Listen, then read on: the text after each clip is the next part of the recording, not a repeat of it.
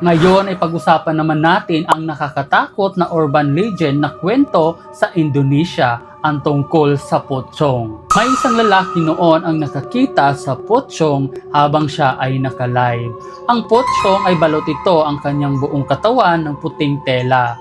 Ngunit ang kanyang itsura ay nakakatakot at mahalin tulad ito sa isang zombie. Ayon sa paniniwala sa Indonesia na ang bangkay sa kanila ay binabalot ng puting tela at itinatali ang mga paa nito. At bago naman ilibing ay dapat daw natanggalin ang tali sa kanilang paa dahil kung hindi ay babalik ang kanilang kaluluwa para maghanap ng mga tao at ipapatanggal ang tali sa kanilang paa. Dahil ay nakatali nga ang paa ng isang Pocong ay patalon-talon itong lalapit sa iyo. At madalas lang silang magpakita kung saan sa sobrang dilim na lugar. Kung sa iyo magpakita ang isang Pocong, ano ang iyong gagawin? Tatanggalin mo ba ang tali sa kanyang paa?